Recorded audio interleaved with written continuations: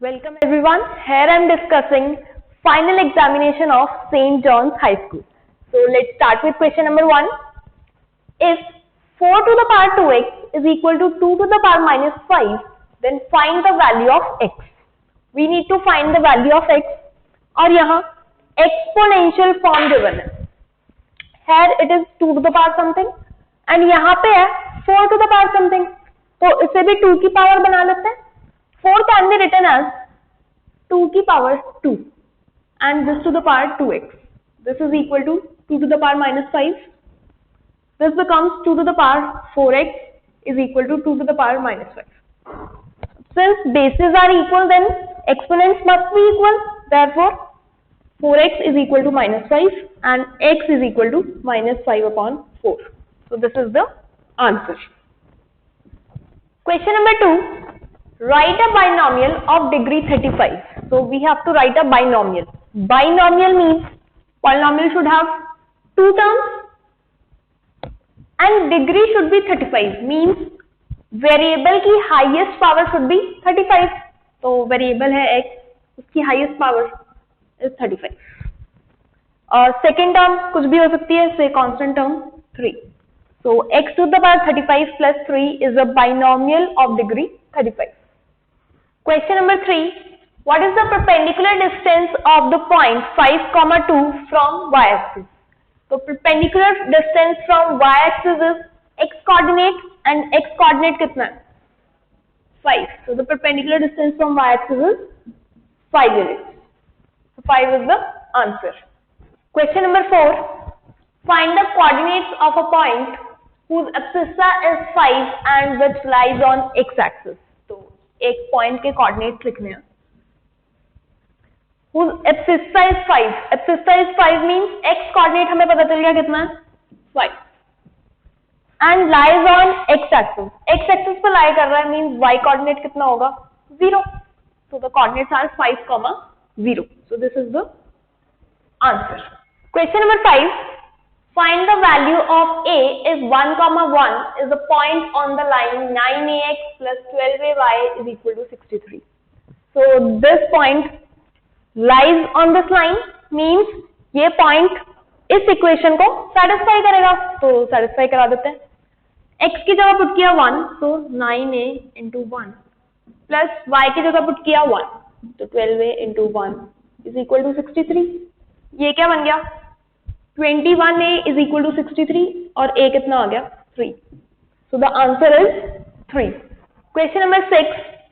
Write the equation of x-axis. तो x-axis की equation तो हमें पता ही है. x-axis की equation क्या होती है? y is equal to 0. So this is our answer. Question number 7. An angle is 30 degree more than 1/2 of its complement. Find the angle in degrees. So condition is given to us that an angle, so the angle is x degrees. It is 30 degree more than 1/2 of its complement. 1/2 of its complement. अब x degree angle है तो इसका complement कितना होगा 90 degree minus x degree, right. तो यहां से angle निकाल लेते हैं मींस x निकाल लेते हैं. क्या आएगा 2x degree is equal to 90 degree minus x degree plus 60 degree. यहां से क्या आ गया 3x degree is equal to 150 degree. So angle कितना आ गया x degree is equal to 50 degree. So the answer is 50 degree. Question number 8. Prove that the measure of each of the angle of an equilateral triangle is 60 degrees. Right? So an equilateral triangle is given to us ABC. Equilateral triangle means all three sides are equal.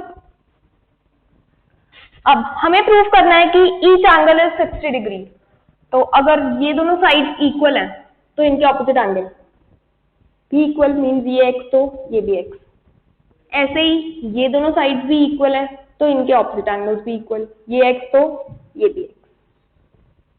And x plus x कितना है भाई? सम of angles of triangle कितना होता है? 180 degree. तो यहाँ से x कितना आ गया? 60 degree. So each angle is 60 degrees. Question number 9. In triangle ABC, AB is equal to 5 centimeter, BC is equal to 8 centimeter, and CA is equal to 7 centimeter. If D and E are the respectively midpoints of AB and BC, determine the length of DE. तो सबसे पहले situation को analysis करते हैं। ABC एक triangle है,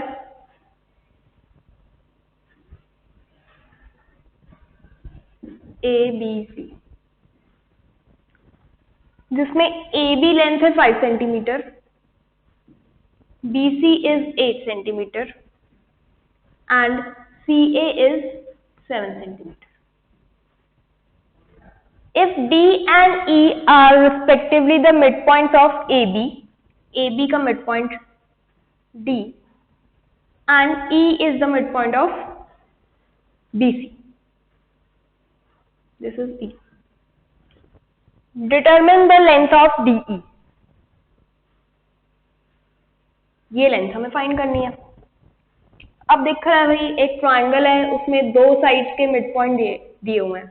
तो अगर इन दोनों मिड पॉइंट्स को ज्वाइन करें then DE is equal to half of AC, क्योंकि हमने मिड पॉइंट थ्योरम पढ़ी हुई है। तो DE कितनी आ जाएगी? Is half of 7 means 7/2 means 3.5 centimeter. So this is the answer. Question number 10. In the given figure, angle ABC is 69 degrees. Angle ACB is 31 degrees. Find angles BDC. This angle we need to find. ठीक है, अब अगर ये angle देखें कौन सी arc बना रही है? BC arc. BC आर्क क्या कोई और एंगल बना रही है? Yes, it is forming this angle also, right? तो ये दोनों क्या है? एंगल्स इन सेम सेगमेंट, और angles in same segment equal होते हैं। मतलब अगर हम ये वाला एंगल फाइंड कर लें तो हमारे पास ये वाला एंगल भी आ जाएगा। अब ये एंगल कितना है भाई? इस ट्राइंगल में ये 69 डिग्री, ये 31 डिग्री, तो एंगल BAC कितना होगा? एंगल सम प्रॉपर्टी से निकाल लें। This will be 180 degree minus 69 plus 31, that is 100 degree. So angle BAC is 80 degree, और ये 80 डिग्री, तो ये भी कितना होगा? 80 degree. Angle BDC is also 80 degrees. So this is the answer. Question number 11. ABCD is a cyclic quadrilateral. तो एक cyclic quadrilateral है।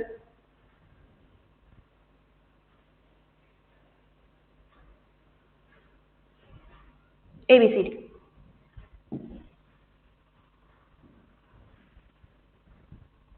If angle BCD is 100 degrees, angle ABD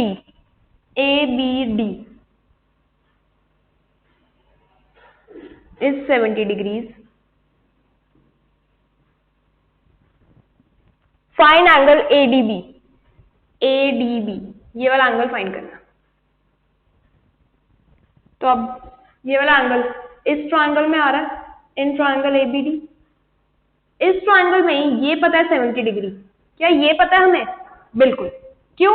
क्योंकि ABCD एक साइक्लिक क्वाड्रिलेटरल है, और साइक्लिक क्वाड्रिलेटरल के opposite angles का सम कितना होता है? 180 degree. So if this is 100 degree, this must be 80 degree, right? तो अब ये 80 डिग्री, ये 70 डिग्री, ये कितना होगा? एंगल सम प्रॉपर्टी से निकाल लेते हैं। एंगल ADB कितना होगा? 180 degree minus 150 degree, so angle ADB is 30 degrees. So answer is 30 degrees. Question number 12. If the area of the equilateral triangle is 16 √3 centimeter square, find the perimeter of the triangle. So area of an equilateral triangle is given to us, that is 16√3 centimeter square. Area of equilateral triangle तो हमें याद है कितना होता है, √3/4 into side का square. This is given to be 16√3. We need to find perimeter. Perimeter के लिए क्या फाइंड करनी पड़ेगी, साइड. तो साइड निकाल लेते हैं. साइड कितनी आएगी भाई, √3 से √3 तो cancel. Side square is 16 into 4, that is 64.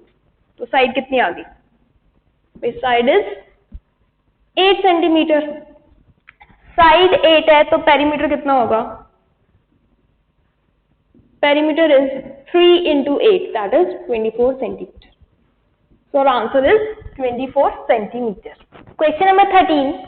Find the ratio of the total surface area to the lateral surface area of a cylinder with the base radius as 80 centimeter and height 20 centimeter.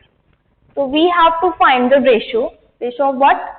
Total surface area to the lateral surface area of cylinder. So total surface area of cylinder क्या होता है, 2 pi r into r plus h, where r is radius and h is height of the cylinder. Lateral surface area of cylinder क्या होता है, 2 pi r. तो ये ratio find कर लेते हैं. 2 pi r से 2 pi r तो कैंसिल ही हो रहा. This is r plus h ratio h. And radius हमें दिया हुआ है 80 प्लस हाइट हमें दी हुई है 20 to h which is 20. So this is 100:20 means 5:1. So the answer is 5:1. Question number 14. The class mark of a particular class is 6.5 and the class size is 3. Then find the class interval. So class mark दिया हुआ 6.5 and class mark क्या होती है, एक class की middle most value, right? So this is the middle most value and class size is 3. मतलब 1.5 इधर और 1.5 इधर, ये होगी class. So 6.5 minus 1.5 means 5 to 6.5 plus 1.5, 5 to 8. So this is the class interval. Question number 15. Upper limit of the class 21 to 25 is. भाई ये class interval है, इसकी अपर लिमिट क्या है, 25. So the answer is 25. Question number 16.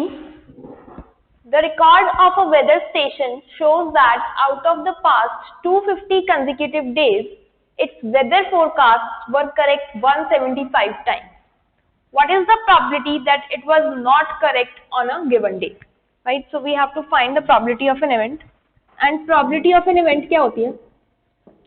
It is number of trials in which the event happens upon total number of trials. ठीक है, अब total number of trials यहाँ कितने होंगे? भाई जितने दिन की वेदर रिपोर्ट हमारे पास है, टोटल डेज कितने हैं, 250, right? So probabilities,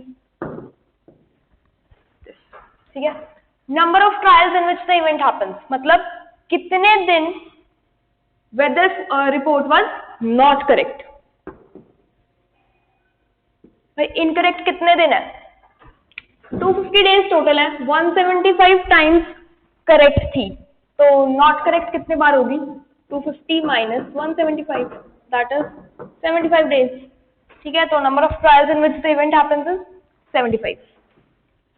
So probability is 75 upon 250, which means 3/10 or 0.3. So this is the answer.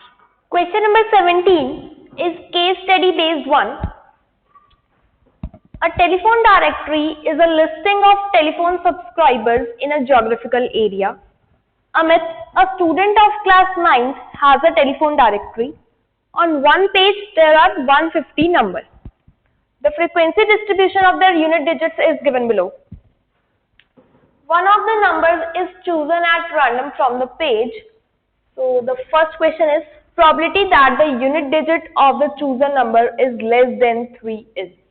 So we have to find the probability of an event, and event is that unit digit of the chosen number is less than 3. ये probability हमें find करनी है and we know probability of an event क्या होता है, number of trials in which the event happen upon total number of trials.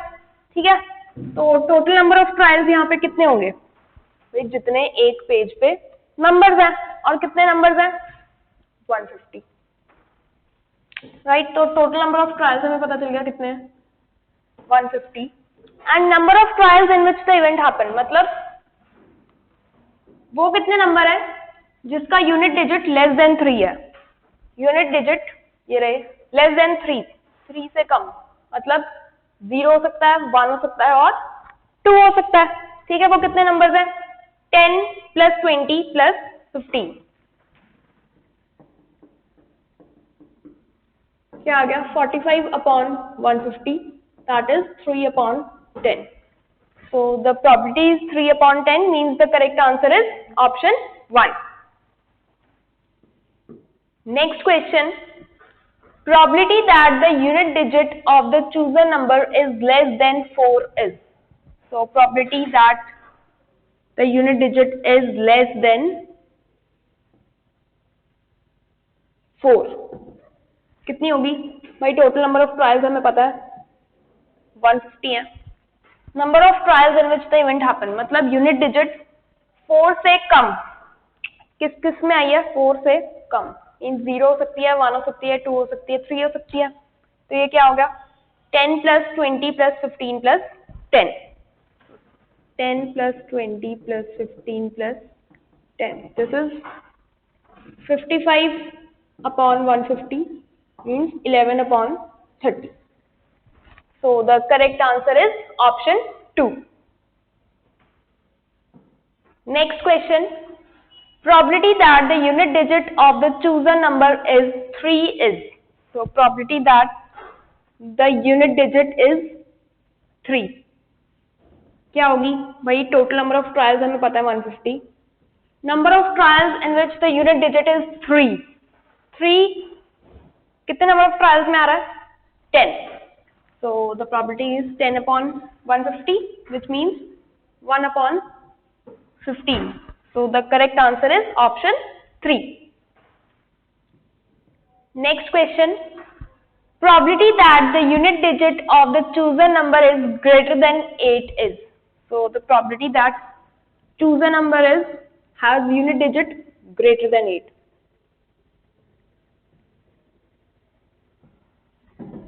कितना होगा भाई, टोटल नंबर ऑफ ट्रायल्स पता है 150, number of trials in which unit digit is greater than 8 से बड़ी कब है भाई 9 आ सकता है, और वो कितने नंबर ऑफ ट्रायल्स में आ रहा है 15, so the probability is 15/150 which means 1/10, so the correct answer is option 1. Next question, probability that the unit digit of the chosen number is less than or equal to 2 is. So probability that unit digit is less than or equal to 2 कितनी होगी भाई, total number of trials पता है 150, number of trials in which the unit digit is less than और equal to 2 या 2 से less, क्या हो सकती है 0, 1, 2, कितने नंबर ऑफ ट्रायल्स में आ रही है 10 + 20 + 50, 10 + 20 + 50, ठीक है, कितना हो गया ये 45/150 means 3/10, so the correct answer is option 1.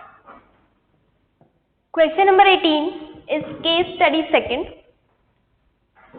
Green cleaning refers to using cleaning methods and products with environmental friendly ingredients and procedures which are designed to preserve human health. To spread awareness among people, Ramesh made a slide in a park which is situated in his society. One of the sidewalls has been painted in some color with the message, "Keep the park green and clean." If the sides of the wall are 15 meter, 11 meter and 6 meter, then answer the following question. So, this wall is given to us, जिसकी sides है 11 metre, 6 metre and 15 metre. We have to answer the following question. First question is the semi perimeter of the triangle is. Semi perimeter कितना है इस triangle का? भाई perimeter कितना है? सम of side 11 + 6 + 15 और सेमी पेरीमीटर कितना होगा? Perimeter divided by 2, that is 32/2, which means 16 meter. So the correct answer is option 2.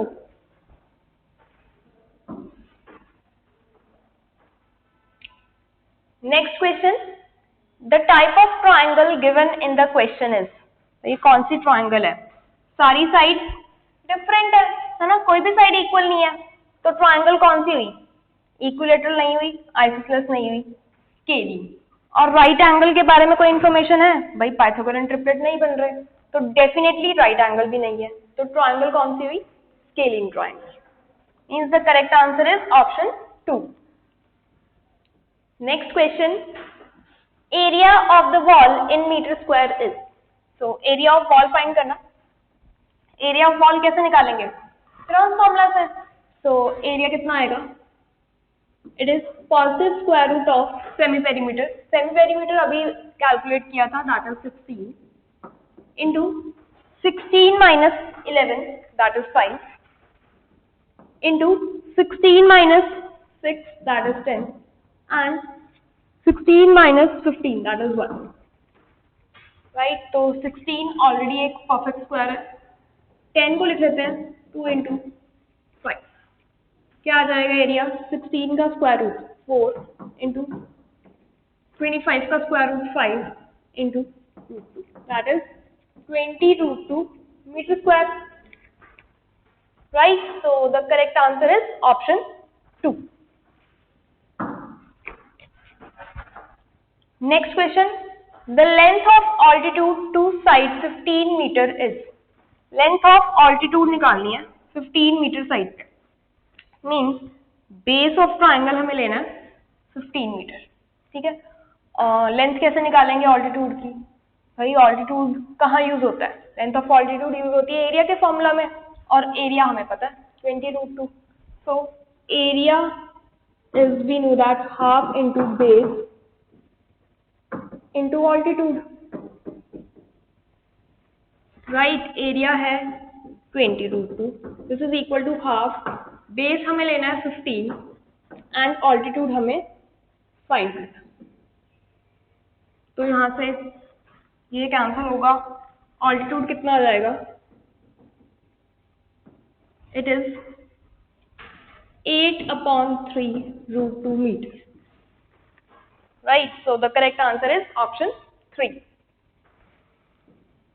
Next question, the formula use to calculate the area of triangle is. भाई area of triangle कौन से formula से calculate किया? Heron's formula से. और Heron's formula इनमें से कौन सा है? ये नहीं है, ये नहीं है, ये है Heron's formula. So the correct answer is option 3. Question number 19 is case study based 3rd.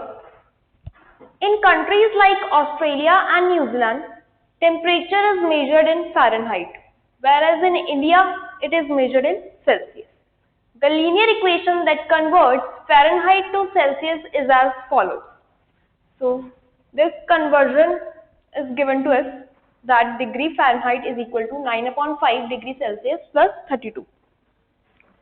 First question is, if the temperature is 35 degree Celsius, then find the temperature in Fahrenheit. So temperature 35 degree Celsius है. Right, हमें Fahrenheit में find करना, तो find कर लेते हैं. Fahrenheit में कितना होगा भाई? 9/5 इंटू 35 प्लस 32. ठीक है, ये कितना आ गया? 95 degree Fahrenheit. So the correct answer is option 3. Next question, if the temperature is 95 degree Fahrenheit, then find the temperature in Celsius. अभी हमें पता चला है भाई फ़ारेनहाइट में 95 degree Fahrenheit 35 degree Celsius equal होते हैं.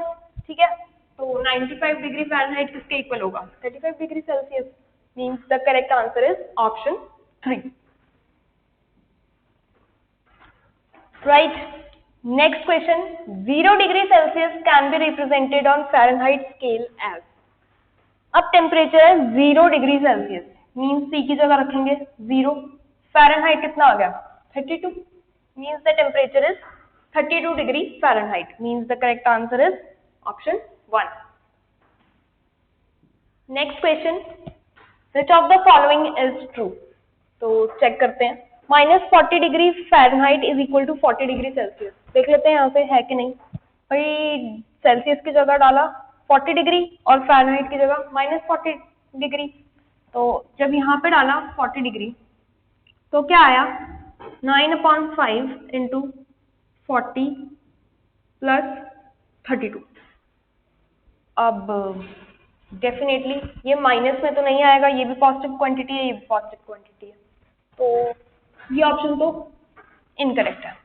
Next, 40 degree Fahrenheit is equal to -40 degree Celsius. तो सेल्सियस की जगह डाला -40, तो ये हो गया माइनस, दिस इज -72 प्लस 32. क्या आया? -40 डिग्री फ़ारेनहाइट. तो ये तो नेगेटिव आ रहा है, मीन्स सेकेंड ऑप्शन भी इनकरेक्ट है.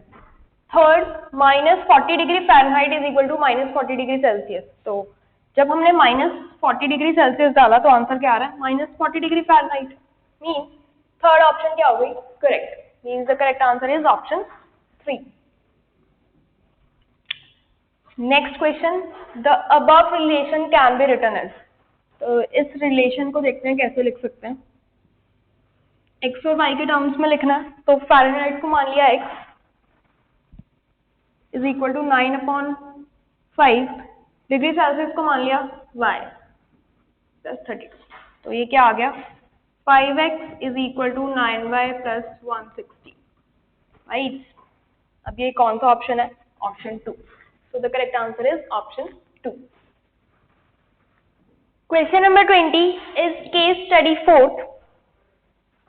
2 types of number are given, terminating and non-terminating. Right? Terminating means जिनकी decimal expansion terminate हो रही है. These all numbers are rational. अब non-terminating में non-terminating repeating और non-terminating non-repeating means जिनकी decimal expansion non-terminating तो है but repeat हो जा रही है, जैसे 5 repeat हो रहा है, ऐसे इसमें 3 रिपीट हो रहा है.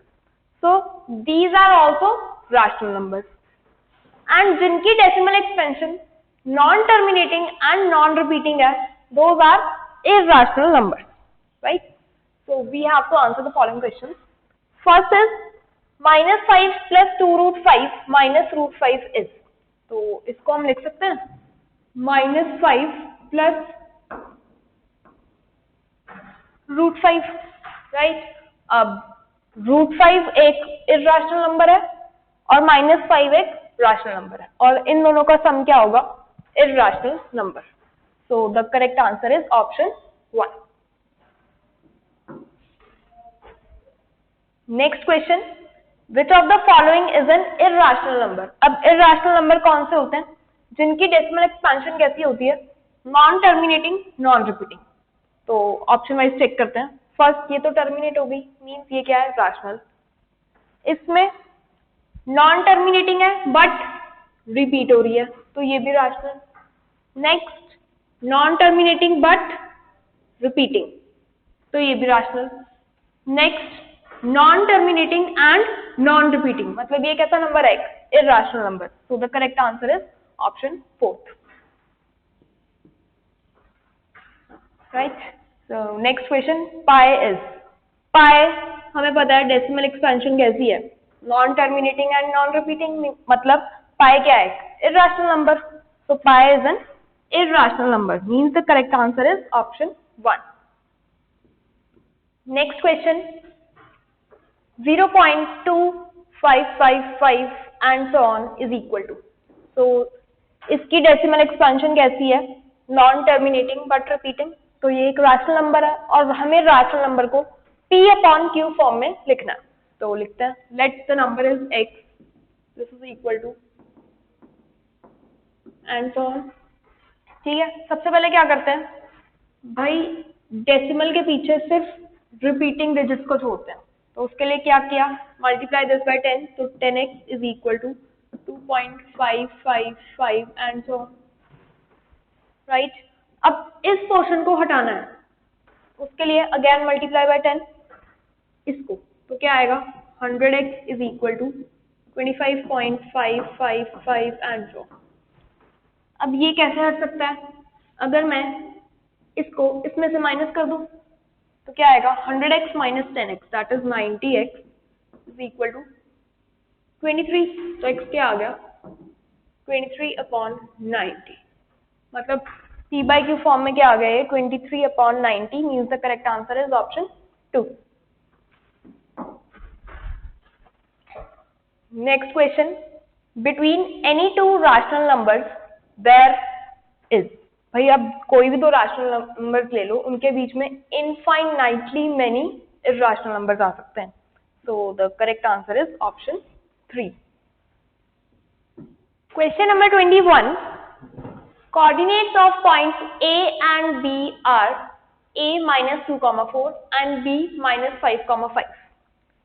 First question is find the difference of abscissas of A and B. Abscissas means x coordinate, x coordinate of A and B का difference। तो x coordinate of A क्या है -2 और x coordinate of B क्या है -5, इनका difference, ठीक है, क्या आ गया -2 + 5 दैट इज 3। ठीक है, तो फर्स्ट पार्ट का answer is 3। Next, find the sum of ordinates of A and B। Ordinates means y coordinate, तो A का y कोऑर्डिनेट कितना है 4 एंड B का y कोऑर्डिनेट कितना है 5, इनका सम कितना आ गया 9। सो second part का answer is 9. This was the question. Question number 22. Factorize 10x square plus 3x minus 4. तो इसकी factorization कैसे हो सकती है, by splitting the middle term। अब middle term को कैसे split करें, such that product should be 40 and sum or difference should be 3। ठीक है, तो हम 3 को क्या लिखें, so that product आए -40, वही लिख लेते हैं 10x square plus 8x minus 5x because this is 8 minus 5 that is -40। ठीक है, तो इन दोनों को इकट्ठे कर लिया, इन दोनों को इकट्ठे कर लिया, इनमें से क्या कॉमन आ रहा है 2x, क्या बचेगा अंदर 5x plus 4, इधर से -1 कॉमन लिया, क्या बचा 5x plus 4। अब पूरे में से 5x plus 4 कॉमन एंड क्या बचा 2x minus 1। So these are the factors. Question number 23. Prove that a cyclic parallelogram is a rectangle. तो एक cyclic parallelogram given है,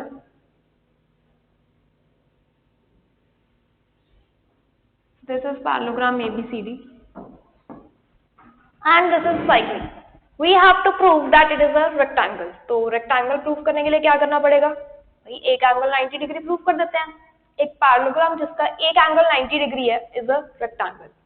तो कैसे करें 90 degree proof, cyclic parallelogram properties का यूज करते हैं। अब क्योंकि पैरेललोग्राम साइक्लिक है तो ये एंगल x ये कितना होगा 180 माइनस एक्स। साइक्लिक कोई भी साइक्लिक क्वाड्रिलेटरल हो उसके ऑपोजिट एंगल्स का सम कितना होता है 180 डिग्री, तो ये x तो ये 180 माइनस एक्स। ऑल्सो पैरेललोग्राम है तो ऑपोजिट एंगल्स क्या होंगे इक्वल, मतलब x is equal to 180 minus x, तो यहाँ से 2x is equal to 180 and x क्या आ गया 90 डिग्री, राइट। अब x मतलब एक एंगल क्या हो गया 90 डिग्री, मतलब ये पैरेललोग्राम ऐसे है and parallelogram with one angle 90 degree is a rectangle, hence is the proof। Question number 24. The length, breadth and height of a room are 5 meter, 4 meter and 3 meter respectively. Find the cost of whitewashing the walls of the room and ceiling at the rate of rupees 7.50 per meter square. So we have to find the cost of whitewashing the walls and the ceiling. Right? तो पहले जितना area white wash करना है मतलब area of walls plus area of ceiling निकाल लेते हैं. ठीक है. एरिया ऑफ 4 वॉल्स क्या होगा? Twice of length plus breadth into height plus area of ceiling क्या होगा? Length into breadth. ठीक है. तो निकाल लेते हैं. लेंथ हमें पता है 5, breadth is 4 and height is 3. So this is equal to twice of 5 plus 4 that is 9 into height is 3 plus 5 into 4 that is 20. तो calculate किया क्या आ गया? 54 plus 20 that is 74 meter square. Cost of whitewashing निकालनी है and rate दिया हुआ है rupees 7.50 per meter square. मतलब 1 meter square के लिए कितने पैसे लग रहे हैं? रुपीज 7.50. हमें चाहिए 74 मीटर स्क्वायर. कितने पैसे लगेंगे? 74 into 7.50 rupees that is rupees 555. So this is the answer. Question number 25. ABC and DBC are two isosceles triangles on the same base BC. तो BC बेस है और ये isosceles triangle है. मतलब AB is equal to AC and DB is equal to DC. Show that angle ABD ये वाला angle is equal to angle ACD. इन दोनों angles को इक्वल प्रूव करना है. तो जो गिवन इंफॉर्मेशन है उसका यूज कर लेते हैं. अगर ट्रायंगल ABC में देखें, AB AC के इक्वल है मतलब इक्वल साइड के opposite angles, angle ABC and angle ACB भी इक्वल होंगे. मतलब ये वाला एंगल X तो ये भी कितना होगा? X. ऐसे ही DB DC के इक्वल है मतलब इनके ऑपोजिट एंगल ये और ये भी इक्वल मतलब ये y तो ये भी y. राइट. तो अब एंगल ABC कितना आ गया? ABD sorry this is x plus y and angle ACD भी कितना है? x plus y. मतलब angle ABD and angle ACD are equal. Question number 26. Lines PQ and RS intersect each other at point O. If angle POR ratio ROQ is 5:7, find all the angles. तो इन दोनों angles की ratio दी हुई है 5:7. तो मतलब मान लो ये angle है 5x तो ये कितना है? 7x. राइट. एंड अगर ध्यान से देखें they are forming a linear pair. POQ line पे लाइन कर रहे हैं. ठीक है. तो 5x प्लस 7x कितना हो गया? 180 degree. Means 12x is equal to 180 degree and x कितना आ गया? 15 डिग्री. ठीक है. अब सारे एंगल्स निकाल लें. सबसे पहले तो एंगल POR कितना होगा? 5x means 5 into 15 that is 75 degrees. Angle ROQ कितना होगा? 7 into 15 दैट इज 105 डिग्री. ठीक है. ऐसे ही एंगल SOQ इसके वर्टिकली ऑपोजिट है मतलब ये भी कितना है? 5x. तो एंगल SOQ भी कितना है? 75 डिग्री. एंड एंगल POH कितना है? इसके वर्टिकली ऑपोजिट मतलब 10 and 5 degree. So these are all the angles. Question number 27. Let f of x is equal to x cube plus kx square plus hx plus 6.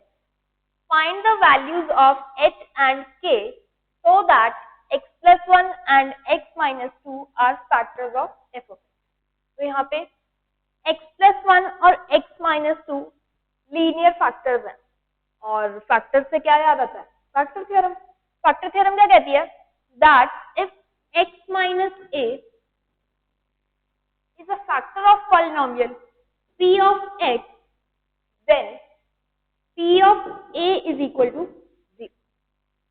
ठीक है. अब यहाँ पे polynomial given है f of x.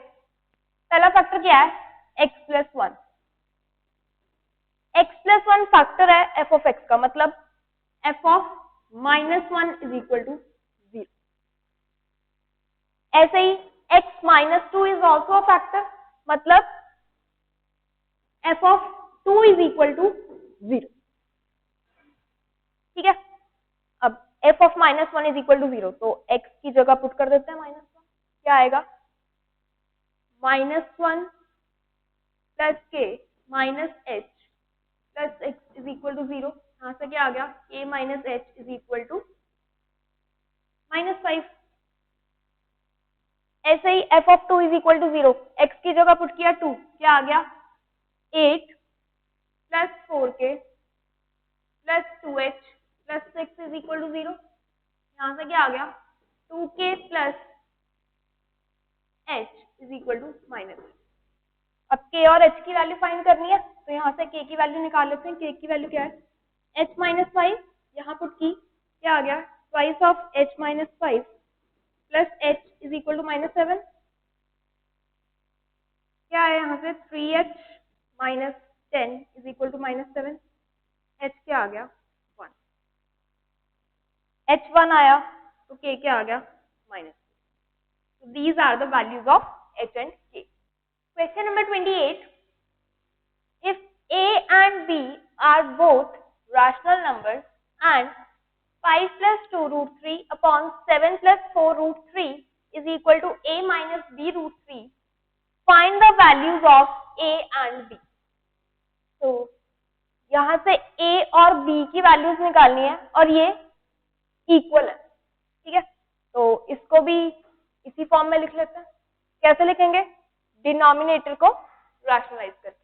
So our first step is to rationalize the denominator. 5 plus 2 root 3 upon 7 plus 4 root 3. Denominator को rationalise करने के लिए multiply and divide by 7 minus 4 root 3. So multiply by 7 minus 4 root 3 and divide by 7 minus 4 root 3. क्या आ जाएगा? 5 को पहले multiply करेंगे, क्या आएगा? 35 minus 20 root 3 plus 14 root 3 minus 4 2s are 8, 8 3s are 20. Right. Denominator में क्या आ गया? a plus b into a minus b, मतलब a स्क्वायर दैट इज 7 का स्क्वायर. 49 माइनस b स्क्वायर मतलब 4 रूट 3 का स्क्वायर. 4 रूट 3 का स्क्वायर कितना हो गया? 48. Right. And this is 1 and this is actually equal to a minus b. और simplify किया, क्या आ गया? 35 minus 24 that is 11 minus 20 root 3 plus 14 root 3, क्या आ गया? Minus 6 root 3. This is equal to a minus b root 3. Compare किया, a is equal to 11 and b is equal to 6. So these are the answers. Question number 29. Angle x is equal to 62 degrees. Angle XYZ is equal to 54 degrees.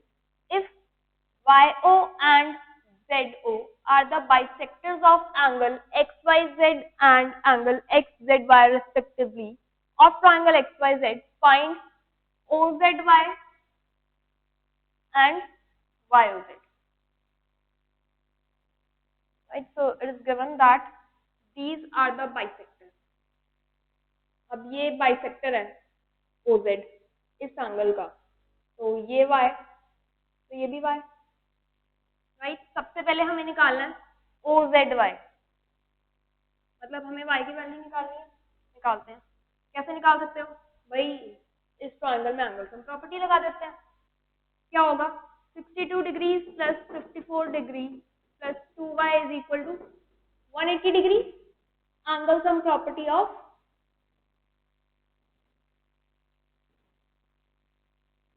Triangle, right. तो यहाँ से 2y कितना आ गया 180 degree minus 52 plus 54 that is 116। क्या तो y यहाँ से कितना आ गया 32 डिग्री, ठीक है। तो एंगल OZY is 32 डिग्री।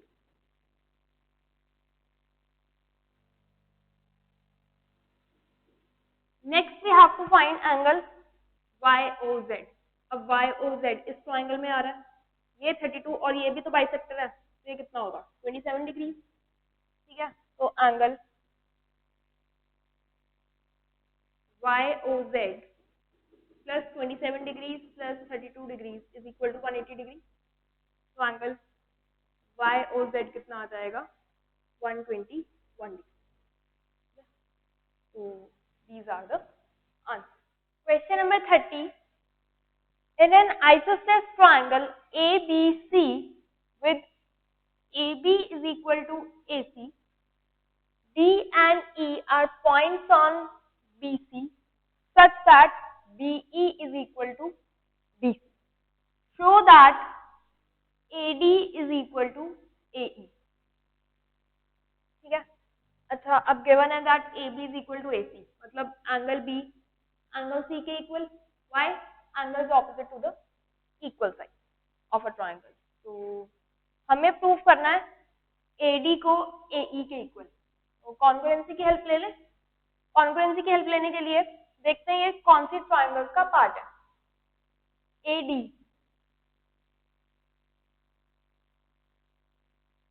इस ट्राइंगल में आ रहा है और AE इस ट्राइंगल में आ रहा है, राइट। तो ये दोनों ट्राइंगल्स ली, in triangle ABE and triangle ACD. It is given that AB is equal to AC, right? Angle B angle C के equal है, why?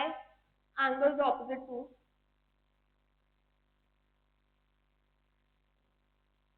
equal sides of triangle.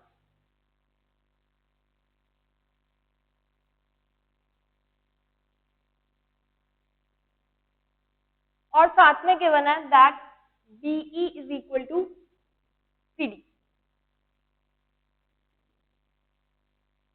So by side angle side, by SAS rule,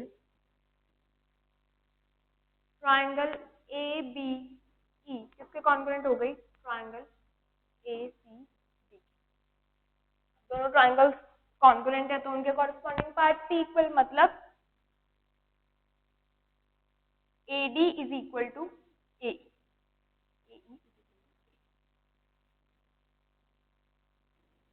By CPC. Hence is the proof. Question number 31.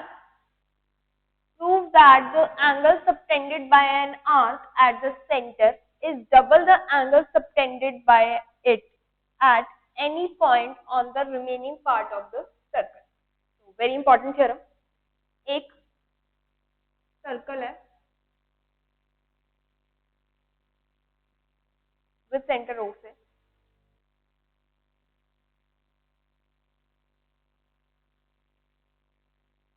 Angle subtended bye an arc, उसकी एक arc ली से AB,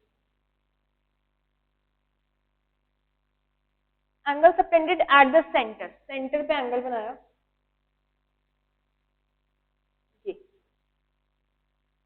is double the angle subtended by it at any point on the remaining part of the circle. Remaining part मतलब ये वाला part, इस पे जो angle बनाई,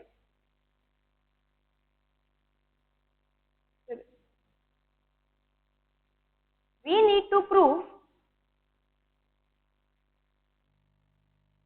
that angle AOB is double the angle AP, right? अब हमने तो आर्क ऐसे बनाई, माइनर आर्क, तो ये आर्क भी तो बना सकता है।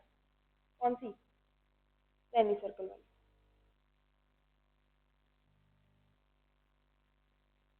ये सेंटर पे एंगल बना रही है ये, और रिमेनिंग पार्ट पे ये। कोई मेजर आर्क भी बना सकता है।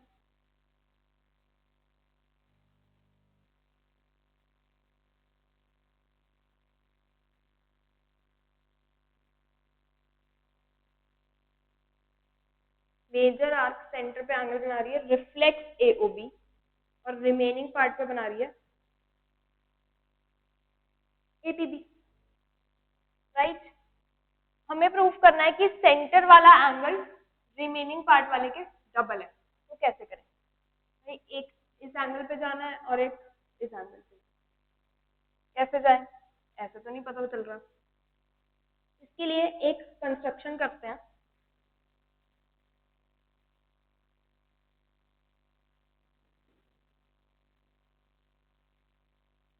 हम इन एंगल्स को किसी ट्रायंगल का पार्ट बना लेते हैं। कैसे? पीओ को ज्वाइन कर दिया और एक्सटेंड भी कर दिया, ठीक है? अब ये वाला एंगल इस ट्रायंगल में आ रहा है, ये वाला एंगल इस ट्रायंगल में आ रहा है, और क्या बेनिफिट हो गया? इस ट्रायंगल का एक्सटीरियर एंगल बन रहा है ये, ऐसे ही इस ट्रायंगल का एक्सटीरियर एंगल क्या बन रहा है? ये, ठीक है? हम देते हैं इनको 1 2 3। तो कंस्ट्रक्शन क्या करी हमने? Join PO and extend it to say R, ठीक है? अब प्रूफ देखते हैं। In triangle AOP,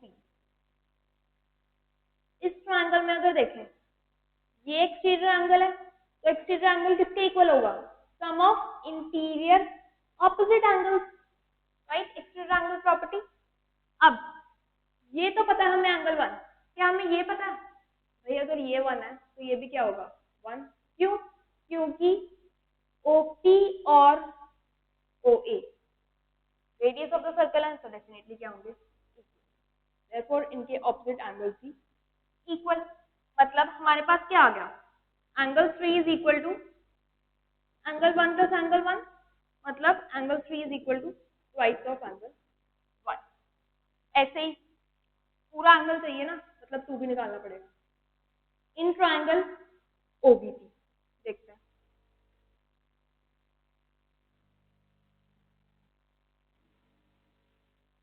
similar way से एंगल 4 एक्सटीरियर एंगल है, that will be equal to sum of interior opposite angle, ये 2 तो ये भी 2, तो angle 4 is equal to twice of angle 2।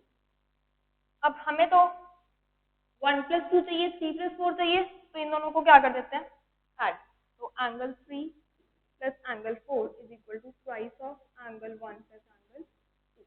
Angle 3 plus angle 4 कितना है? Angle AOB। This is equal to twice of 1 + 2 कितना? Angle AB। So angle subtended by an arc at the center is double the angle subtended by it on any point on the remaining portion of it. Question number 32.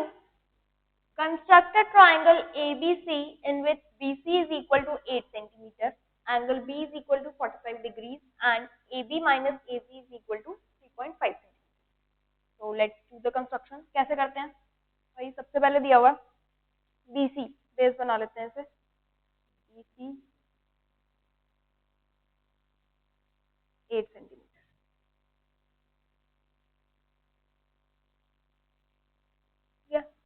Angle B is equal to 45 degrees है। E पे angle बनाया 45 degree का। 45 degree बनाना आता है तो सबसे पहले क्या बनाओगे? 90 का बाइसेक्टर।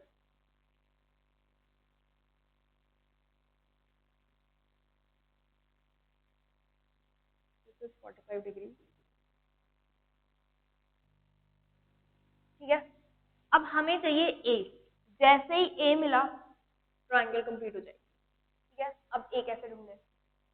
ए बी नहीं गिवन हमें गिवन है A B minus A C is equal to 3.5 centimetre. मतलब ए बी कितना है? A C plus 3.5 centimetre. ठीक है, तो अब क्या करें? भाई 3.5 सेंटीमीटर बताया तो सबसे पहले 3.5 सेंटीमीटर की आर्क लगाई। तो this point is D 3.5 centimetre. अब ए बी क्या है? 3.5 प्लस ए सी, मतलब ए कहीं यहाँ होगा, ये होगा ए सी, है ना? तब ये ए बी बनेगा। अब ये ए सी और ये भी ए सी,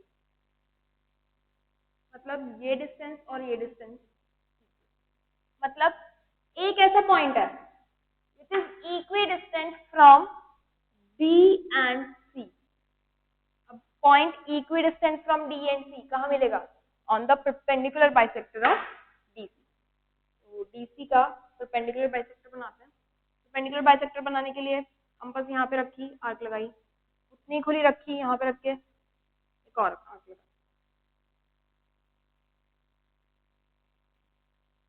अब इस परपेंडिकुलर बाइसेक्टर पे हर एक पॉइंट इक्वी डिस्टेंट है डी और सी से, राइट? पर हमें कौन सा पॉइंट चाहिए जो इस लाइन पे लाई करता हो? तो ये पॉइंट जहां इस लाइन को कट करेगा, दैट पॉइंट विल बी ए। ठीक है, पता चल गया कैसे कंस्ट्रक्शन करनी है? अब करते हैं। सबसे पहले बीसी बनाई with the help of scale 8 centimetre. Then with the help of compass you have to construct an angle of 45 degrees. Draw an arc BD of 3.5 centimeter. Join DC and फिर DC का क्या बनाया? Perpendicular bisector. ये perpendicular bisector जहां इस line को meet करेगा, that point will be A. तो ABC हमारे पास ट्रायंगल आ गई। This is triangle AB. Hence is the construction. Question number 33. The following table gives the lifetime of 400 neon lamps. So this data is given to us. Represent the given information with the help of histogram. सबसे पहले इसको histogram की help से represent करते हैं। Histogram बनाने के लिए सबसे पहले बनाई एक्सिस,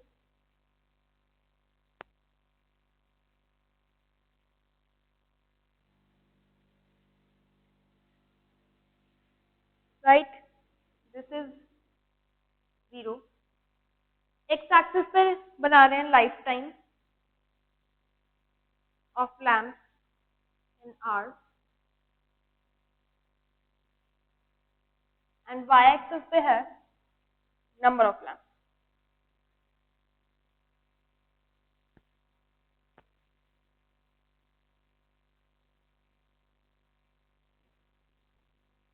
ठीक है, अब स्केल डिसाइड किया कैसे? 300 to 400, 400 to 500 कंटिन्यूअस है। ये 0 300 पे जाना है तो सबसे पहले बनाया किंग, यहाँ पे आ गया 300, कंप्रेस कर दिया हमने एक्सिस 300 versus 400। ध्यान से this gap should be same.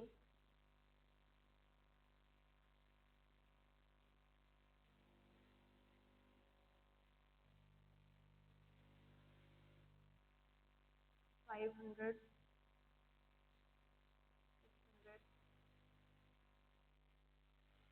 700, 800, 900 and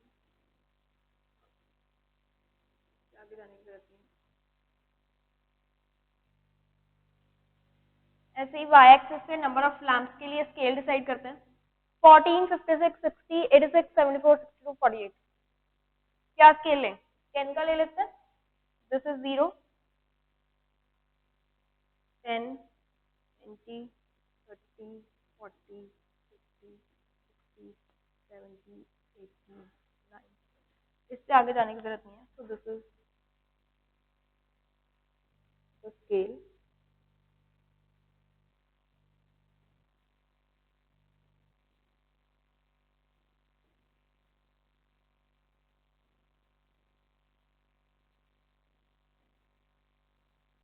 अब बार्स बनाते हैं, 300 to 400 के बीच में है, 14 कहाँ आएगा भाई, 10 और 20 के बीच में थोड़ा सा नीचे, this is 14, next is 56, 400 to 500 के बीच में, 50 plus 6,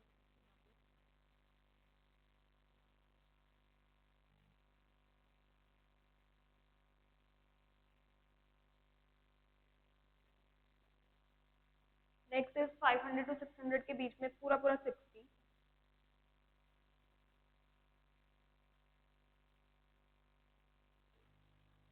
86,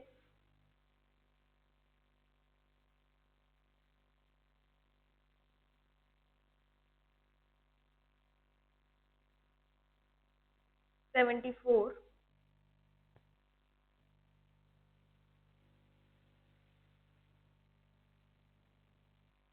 52,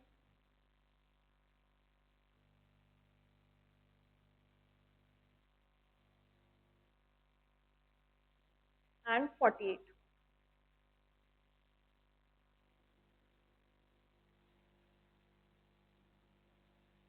this is the histogram. Scale लिया है हमने,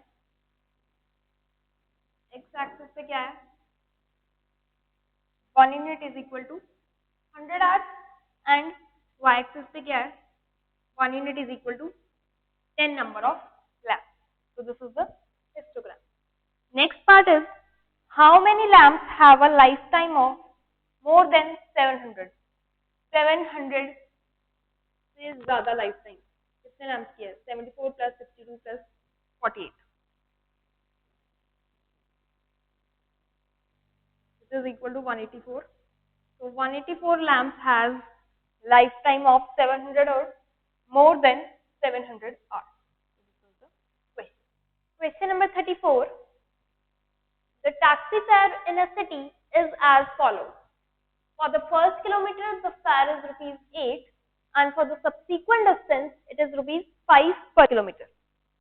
Taking the distance covered as x kilometer and total fare as rupees y, write a linear equation for this information and draw its graph. So, taxi fare कैसे है? For the first kilometer, मतलब यहाँ से taxi start हुई, 1 kilometre चला, rupees 8 लगेंगे, and for the subsequent distance it is rupees 5 पर kilometre, मतलब अगर वो एक और किलोमीटर चला तो रुपीज 5 पर किलोमीटर के हिसाब से रुपीज 5 और लगेंगे, एक और किलोमीटर जाएगा फिर रुपीज 5 लगेंगे, ऐसे ऐसे चलता जाएगा तो फेयर बढ़ता जाएगा, रुपीज 5 पर किलोमीटर के हिसाब से। Taking the distance covered as X, distance covered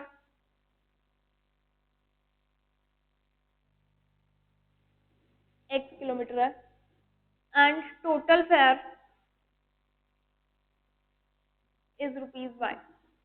हमें लीनियर इक्वेशन लिखनी है रिप्रेजेंटिंग दिस इंफॉर्मेशन, तो लीनियर इक्वेशन लिखते हैं भाई, टोटल फेयर लगा रुपीज y, कितना लगेगा टोटल फेयर, फर्स्ट किलोमीटर के लिए तो लगेंगे रुपीज 8, है ना, नेक्स्ट किलोमीटर के लिए भाई कितने किलोमीटर बचे, x किलोमीटर थे टोटल, 1 किलोमीटर के पैसे तो लग गए, कितने किलोमीटर बचे, x-1, और उसमें कितने पैसे लग रहे हैं, रुपीज 5 पर किलोमीटर, 1 किलोमीटर के 5 रुपीज, तो x-1 के 5 into x-1. This is the condition, simplify करेंगे, y is equal to 5x plus 3. This is the linear equation. Standard form में लिख लेते हैं इसे, 5x minus y plus 3 is equal to 0. This is the linear equation in standard form. Now we have to draw its graph. Graph बनाने के लिए x और y की वैल्यूज निकाल लेते हैं। y ऑलरेडी x की टर्म्स में है तो x को वैल्यू देते जाते हैं, y की निकालते जाते हैं। x को रखा 0, y क्या आ गया 3, x को रखा 1, y क्या आ गया 8, x को रखा -1, y क्या आ गया -2। With the help of this table graph बनाते हैं। ग्राफ बनाने के लिए सबसे पहले बनाई कोऑर्डिनेट एक्सिस।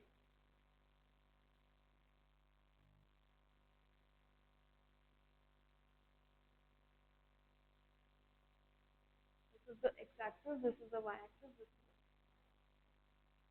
स्केल बनाते हैं 0, दिस इज 1 2 3,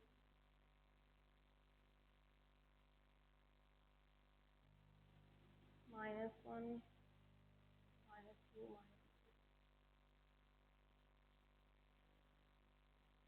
y एक्सिस पे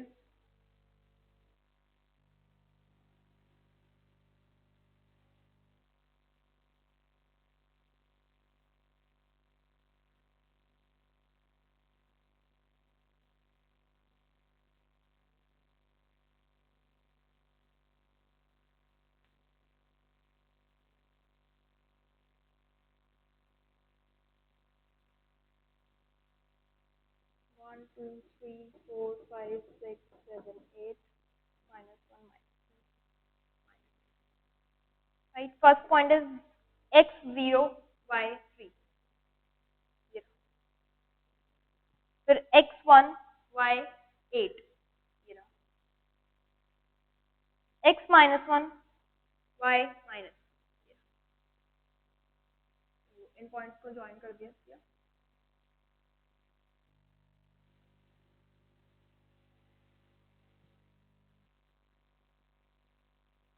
This is the required graph. And this is the question. Question number 35. It costs rupees 2200 to paint the inner curved surface area of cylinder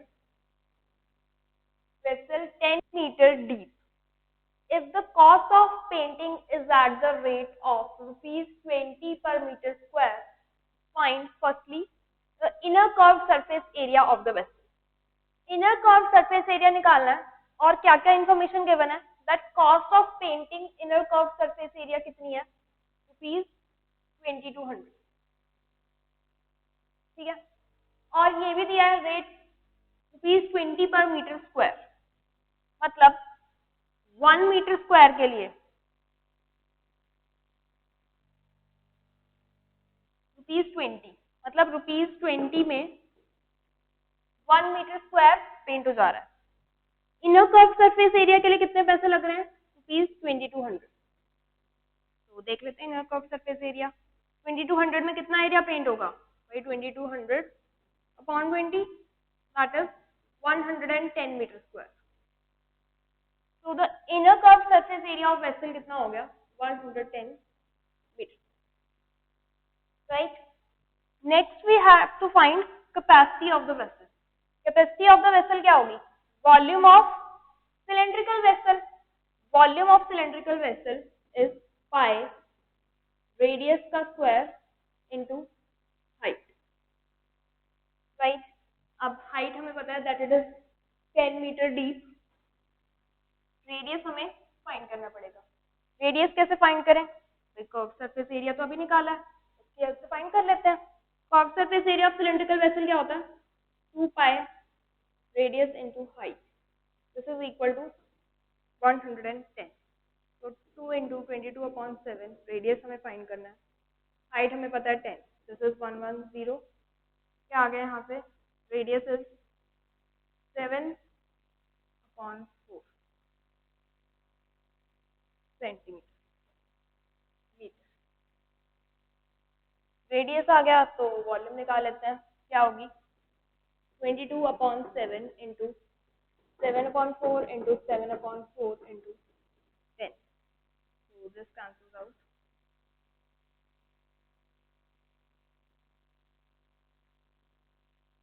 When you evaluate this, this comes out to be 96.25 meters. This is the capacity of the cylindrical ring. Answer the question. Question number 36. A part. The angles of a quadrilateral are in the ratio 3:5:9:13. Find the angles of the quadrilateral. So angles की ratio दी हुई है. So let the angles be 3x, 5x, 9x and 13x. अभी angles of quadrilateral है, हमें पता है sum of angles of quadrilateral कितना होता है 360 डिग्री. ठीक है, तो यहाँ से क्या आ गया 30x is equal to 360 degrees means x is equal to 12 degrees. x आ गया हमारे पास, तो एंगल्स निकाल लेते हैं. फर्स्ट एंगल कितना होगा 3 into 12 that is 36 degree. Next will be 5 into 12 मतलब 60 degree. 9 into 12 means 108 degree. 13 into 12 means 160. These are the angles. Right? Next part. In a parallelogram ABCD एक parallelogram है.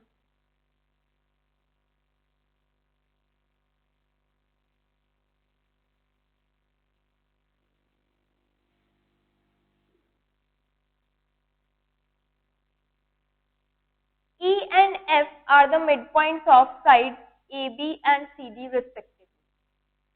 E is the midpoint of AB का midpoint here, and F is the midpoint of CD, here F, CD का midpoint. Show that the line segment AF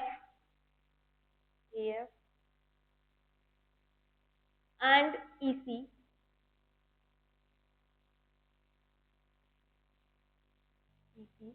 trisect the diagonal BD diagonal. वो trisect कर रही है. Trisect मतलब 3 equal parts में divide कर रही है. So this is say P and this is Q. We have to prove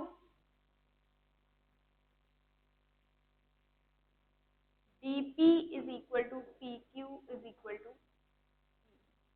Right? अब कैसे प्रूव करें? पहले इसको प्रूव करें. DP is equal to PQ. DP को PQ के इक्वल प्रूव करना है. मतलब we have to prove that P is the midpoint of DQ. ठीक है, अब midpoint प्रूव करना है. एक midpoint ऑलरेडी गिवन है. क्या याद आता है? Converse of midpoint theorem. Converse of midpoint theorem क्या कहता है कि एक ट्राइंगल में एक midpoint से अगर पैरेलल लाइन ड्रॉ करें, CD साइड के midpoint से अगर पैरेलल लाइन ड्रॉ करें PQ के, then it will meet DQ at its midpoint. ठीक है, तो कन्वर्स ऑफ midpoint थ्योरम लगाने के लिए हमें प्रूफ करना पड़ेगा that SC is parallel to PQ. ठीक है, अब कैसे करें? भाई दिख रहा है ABCD एक पैरेललोग्राम है, मतलब this is parallel to this, also this is equal to this. अब अगर ABCD के इक्वल है तो इनके हाफ भी इक्वल. हाफ क्या है? AE is equal to CF. तो AE CF के पैरेलल एंड इक्वल मतलब AE CF भी क्या है? एक पैरेलल. राइट? मतलब this line is parallel to. ठीक है, अब प्रूव करते हैं. इन ट्राइंगल, कौन सी ट्राइंगल लेनी है? BQC. F is the midpoint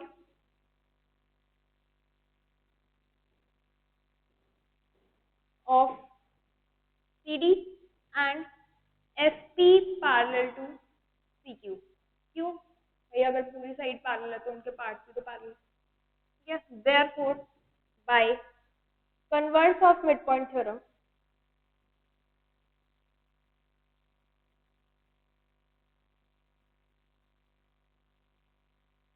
is the midpoint of DQ.